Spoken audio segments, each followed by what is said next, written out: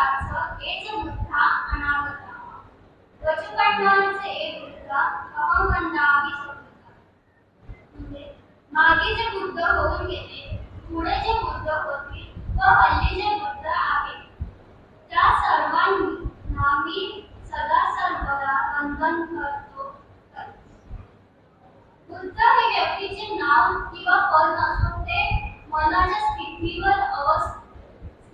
व अवस्थेचे नाव आहे. मनाची अशी अवस्था की जी मानसिक विकासाच्या अत्युच्च शिखरावर पोहोचली आहे. बुद्ध म्हणजे ज्याला संबोधाची प्राप्ती झाली आहे किंवा ज्याला परिपूर्ण ज्ञान प्राप्त झाले आहे. पाली भाषेत याला सर्वज्ञ म्हटले आहे. तर असे 28 बुद्ध या जगात पृथ्वी तलावर होऊन गेले आहेत. गौतम बुद्ध हे त्यांपैकी 28वे बुद्ध आहेत. त्यांची शिकवण 2500 वर्षांपासून अजूनही जगभर आचरणात आलेली आहे. त्यांच्या आधी जे 27 बुद्ध होऊन गेले त्यांनी दिलेली शिकवण कालांतराने लोप पावली. त्यामुळे आपल्याला ते ज्ञात नाही. या होऊन गेलेल्या 27 बुद्धांची नावे: समंत बुद्ध, वेदांग बुद्ध, शरणांग बुद्ध, दीपंकर बुद्ध, कौंडिन्य बुद्ध, मंगल बुद्ध, सुमन बुद्ध, देवक बुद्ध, सौविक बुद्ध, अनंतर्षी बुद्ध, पद्म बुद्ध, नारद बुद्ध, पद्यमोत्तर बुद्ध, सुमेध बुद्ध, सुजात बुद्ध, प्रियदर्शी बुद्ध, अर्थदर्शी बुद्ध, सिद्धार्थ बुद्ध, तस्य बुद्ध, पुष्य बुद्ध, विपश्य बुद्ध, शिखी बुद्ध, विश्वभू बुद्ध हे युगकल्पातले 1000वे बुद्ध. तापसमत बुद्ध हे भद्रकल्पातले पहिले बुद्ध होते. कानकमुनी बुद्ध, कश्यप बुद्ध आणि गौतम बुद्ध. गौतम बुद्ध हे भद्रकल्पातले चौथे आणि वर्तमान बुद्ध. म्हणजे हल्ली जे बुद्ध आहेत ते म्हणजे गौतम बुद्ध आणि पुढे जे होते ते म्हणजे होणारे 29वे मैत्रेय बुद्ध. या सर्वांना मी सदा सर्वदा नेहमी वंदन करतो.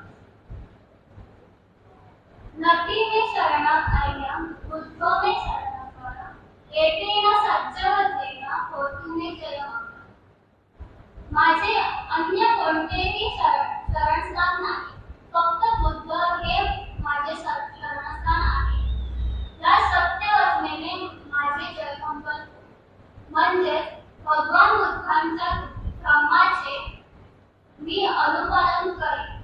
दुसरे कोणाचाही मी विचार करणार नाही आणि त्याच्याशी मी एकनिष्ठ राहीन. त्यांच्या सत्य वचनेचे मी पालन केले तर नक्कीच माझे कुशल मंगल होईल, माझे चांगलेच होईल. उत्तमांगेन वंदेहं पादतस्तु भरतः बुद्धेय फलित दोषो बुद्धो भ्रमतो तन्मः. बुद्धांच्या पवित्र चरणधुळीला नतमस्तक होऊन वंदन कर.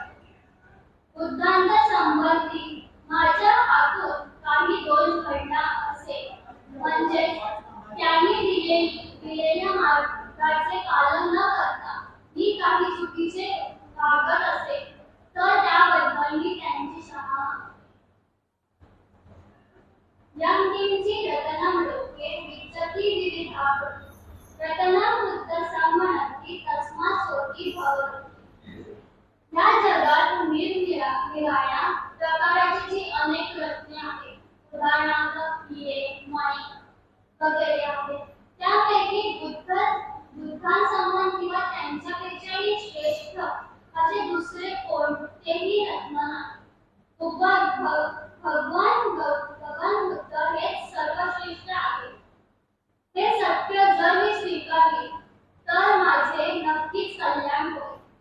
इथे वंदने म्हटले की माझे कल्याण हो, माझे मंगल हो.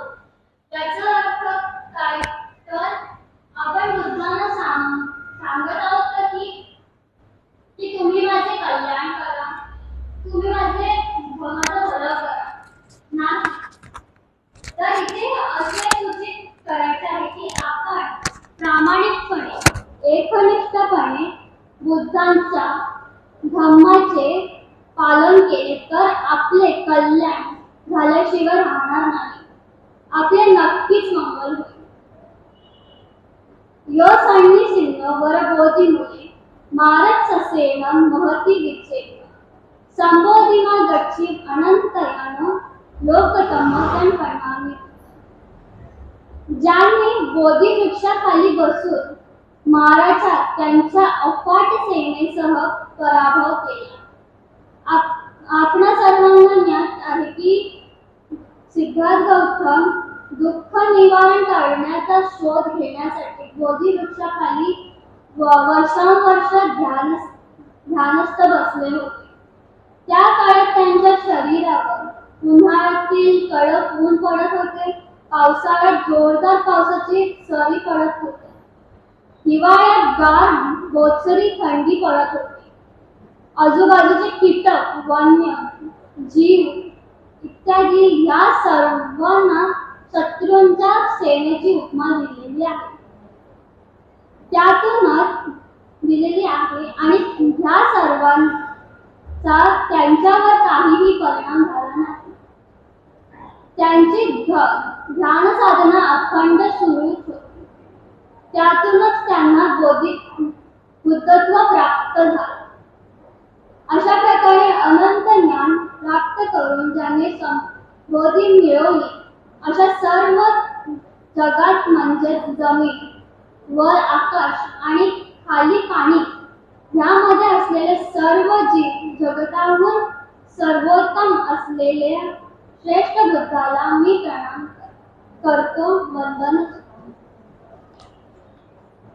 अशा प्रकारे भीमस्मरण आणि बुद्धवंदना या दोन गाथांचे अर्थ माझ्या शब्दात आपणासमोर मांडायचा हा छोटासा प्रयत्न होता. आपणा सर्वांना तो कळला अशी मी आशा बाळगते. नमो बुद्धाय. जय.